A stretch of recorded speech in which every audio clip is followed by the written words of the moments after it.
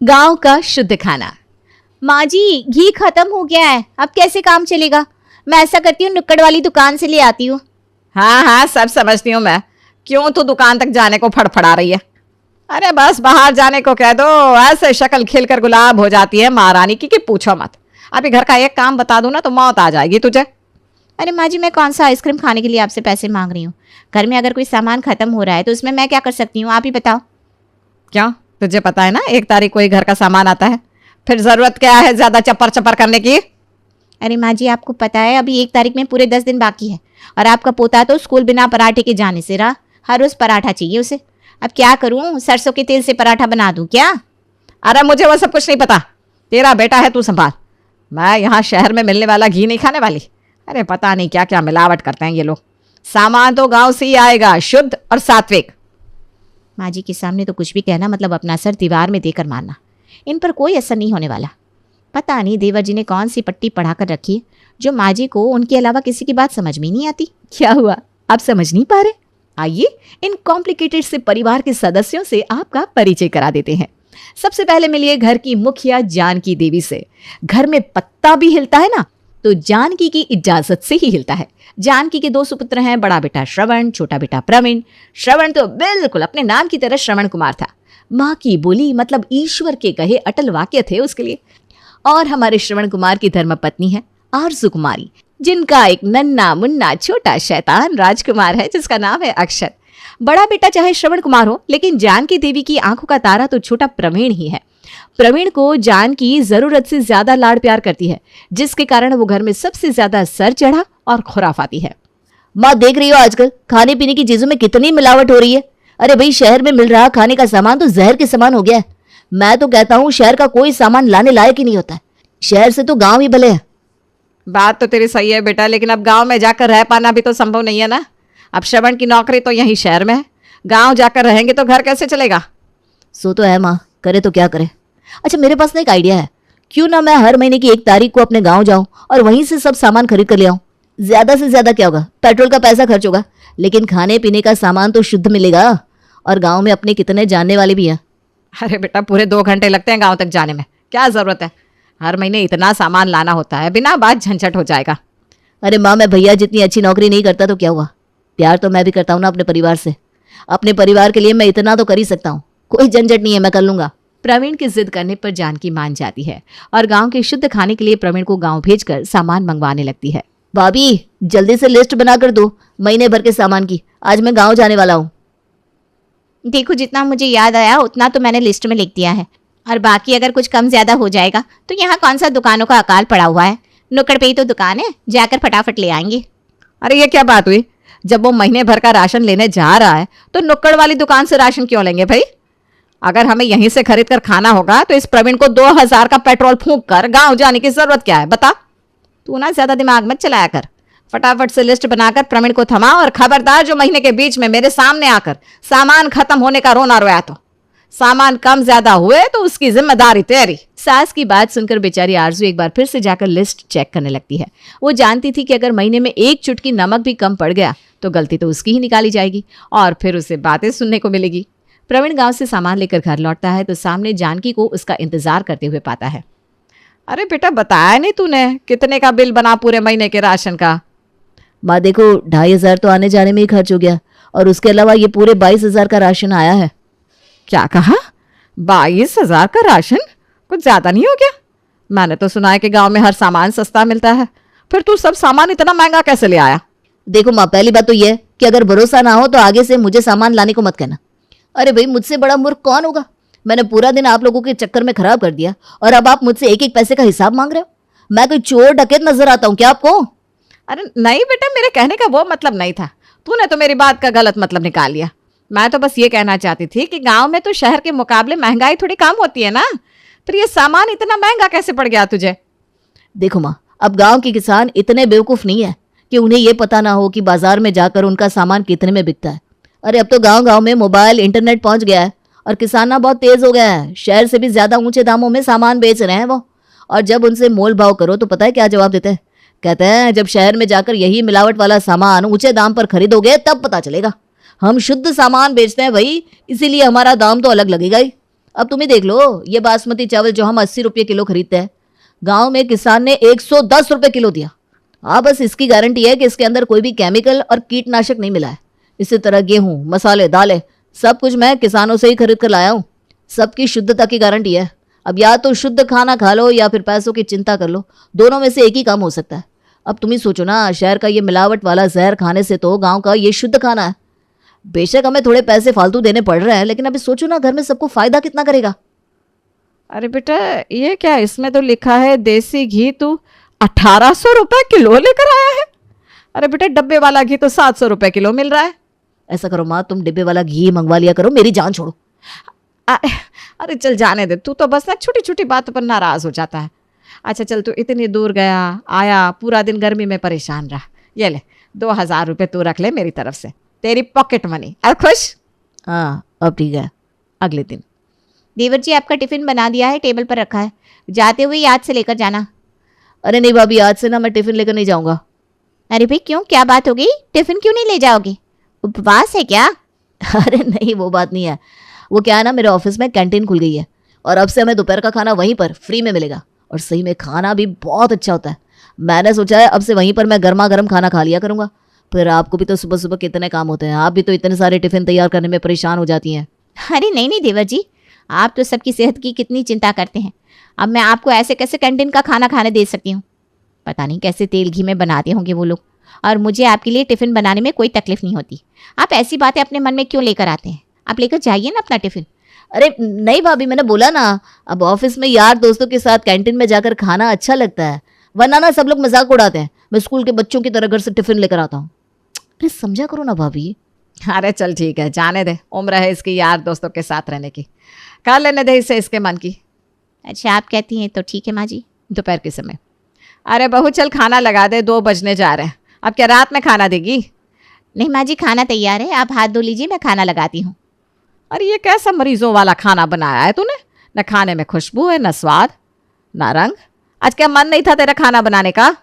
नहीं माँ जी, ऐसी कोई बात नहीं है, मैंने तो पूरे मन से ही खाना बनाया है, लेकिन देखिए ना, पता नहीं क्यों खाने में कोई रंग रूप ही नहीं आया।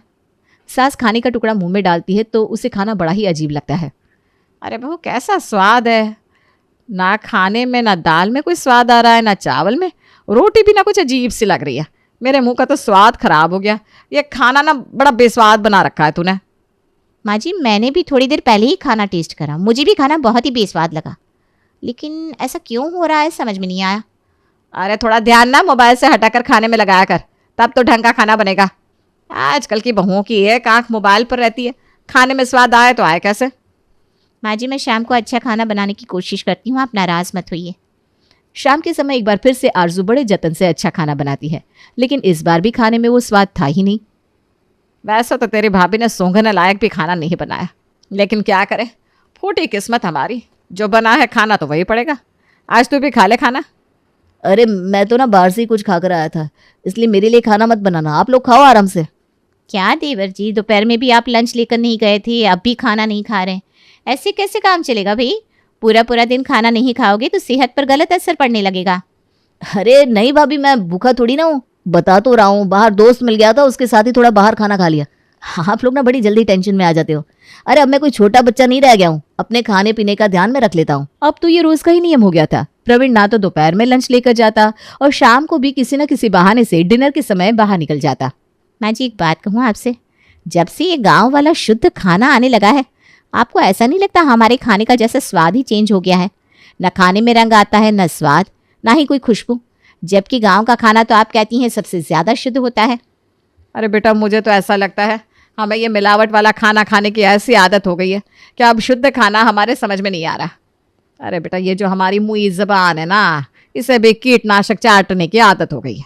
अब ये शुद्ध खाना हमारे मुँह लगने में थोड़ा समय तो लगेगा, समझ रही है ना तू? हालांकि गांव का ये शुद्ध खाना घर में किसी को पसंद नहीं आ रहा था, लेकिन सेहत की खातिर सभी लोग चुपचाप खाना खाते ही जा रहे थे। एक दिन जानकी अपनी सहेली भारती के घर जाती है। अरे बहन जी नमस्कार, कैसी हैं आप? बड़े दिन बाद दर्शन दिए आपने। हम तो अच्छे हैं भाई साहब, आप सुनाइए, आप कैसे हैं? व्यापार कैसा चल रहा है आपका? हम तो बहुत अच्छे हैं बहन जी। वैसे मैंने सुना है आपने गाय भैंस पालनी शुरू कर दी है शहर में। एक बात बताइए, जब इतने साल पहले गांव में रहती थी तब तो आपने कभी गाय भैंस पाली नहीं, अब शहर में भैंस पालने का कैसा शौक लग गया आपको? क्या बात कर रहे भाई साहब आप? मैंने भैंस कब पाली? गलत जानकारी किसी ने दे दी आपको। अरे भैया अब इस उम्र में हमसे भैंस का काम होगा क्या? अपना ही उठना बैठना दुश्वार हो रखा है और गाय भैंस की बात कर रहे हैं आप। अरे आजकल की बहू तो घर गृहस्थी का काम निपटा ले उतना ही बहुत है। शहर की पली हुई लड़कियां कहाँ गाय भैंस पाल पाएंगी? क्या बात करिए बहन जी आप, मुझे तो आपकी बात समझ में नहीं आ रही। अरे भाई साहब आप क्या कहना चाहते हैं वो साफ साफ बताइए, समझ में तो हमें नहीं आ रहा कि आप क्या कहना चाह रहे हैं। बहन जी आप तो जानती है ना, थोक की दुकान है हमारी। हाँ जी बिल्कुल जानते हैं। गोल मार्केट में हमारी एक और थोक परचून की दुकान है, अभी कुछ समय पहले ही खुली है, इसलिए आप लोग जानते नहीं होंगे। तो आपका छोटा बेटा ना प्रवीण, अरे वो हर महीने दुकान से माल उठाकर ले जाता है, और ताज्जुब की बात यह है कि जो माल वो लेकर जाता है ना, वो सब एक्सपायरी वाला सामान होता है। जैसे कि आटा, तेल, दाल, चावल, वो सामान जिनकी डेट निकल जाती है उन्हें 1/3 दामों में खरीद कर ले जाता है आपका बेटा। एक रोज़ हमारे नौकर ने उससे पूछा कि भैया क्या करते हो, एक्सपायरी हुआ सामान किसको खिलाओगे? तो कहने लगा इसको खाकर कौन मरेगा, ये तो हम अपनी भैंस के लिए लेकर जाते हैं, उसके काम आ जाता है सब कुछ। बस इसीलिए हमने आपसे भैंस के बारे में पूछा। और आप कह रही हैं कि आपके पास कोई भैंस नहीं है, तो फिर मुझसे जो सामान वो हर महीने खरीद कर ले जाता है उसका करता क्या है? सहेली के पति की बात सुनकर तो मानो जानकी के पैरों के नीचे से जमीन ही खिसक गई थी। उसकी आंखों के आगे तो पल भर को एकदम अंधेरा ही छा गया। उसे कुछ समझ में नहीं आ रहा था। भारती के पति की बातों का जवाब दिए बगैर ही वो वहां से उठकर जाने लगती है। अरे कहाँ जा रही है? चाय पानी तो पीती जा। चाय पानी पीने का नहीं, पिलाने का समय आ गया है। तुझसे बाद में मिलती हूँ, मुझे कुछ ज़रूरी काम याद आ गया है। जानकी गुस्से में घर पहुंचती है तो देखती है प्रवीण ऑफिस से आ गया है। बहू खाना बन गया है क्या? हाँ जी माँ जी बन गया है, अभी लेकर आती हूँ। प्रवीण के लिए खाना लगाना, और हाँ देसी घी का डब्बा भी लेकर आना। अरे इतना महंगा गांव का शुद्ध देसी घी मंगवाया है मैंने, और मेरा बेटा तो बेचारा खा ही नहीं पा रहा है। तो ध्यान रख बहू, किसी और को घी मिले ना मिले, मेरे प्रवीण की सब्जी में 2 चम्मच घी डाल कर ही देना, ठीक है? ठीक है माँ जी, मैं ध्यान रखूंगी। माँ मेरी तो खाना खाने की इच्छा ही नहीं है। वो आज मेरे दोस्त का जन्मदिन था ना, तो मैं बाहर से ही खाकर चला आया। अरे बेटा ऐसे कैसे इच्छा नहीं है तेरी? हैं? तेरी पसंद का खाना बनवाया है आज मैंने, आज तो तुझे खाना ही पड़ेगा। ये देख 2 चम्मच घी भी डाल कर लाई है बहू। हा, खुशबू देख कितनी अच्छी आ रही है। माँ जी खुशबू की तो बात मत करिए, मैं तो खुद परेशान हूँ कि घी में से खुशबू की जगह ये बदबू क्यों आ रही है। आज मैंने अक्षत के लिए पराठा बनाया तब भी ना पूरी रसोई में अजीब सी महक भर गई। अरे बेटा मैंने तुझे समझाया था ना, ये बदबू नहीं है, ये तो असली घी की खुशबू है। खुशबू, अरे ये शहर का मिलावटी सामान खाकर ना गांव के शुद्ध सामान की महक भूल गए हैं हम। और खबरदार प्रवीण, जो आज के बाद तू वो बाहर का गंदा खाना खाकर आया तो आजा, आज तुझे मैं अपने हाथों से खाना खिलाऊंगी। राजा बेटा। अरे माँ क्या ज़बरदस्ती है, मैंने कहा ना मैं खाना खाकर आया हूँ, मुझे नहीं खाना। ऐसा कैसे नहीं खाएगा? इतने प्यार से तेरी भाभी ने बनाया है, इतने दुलार से मैं तुझे अपने हाथों से खिला रही हूँ, और तू है कि ऐसे दूर भाग रहा है जैसे मैंने इस खाने में जहर मिला रखा है।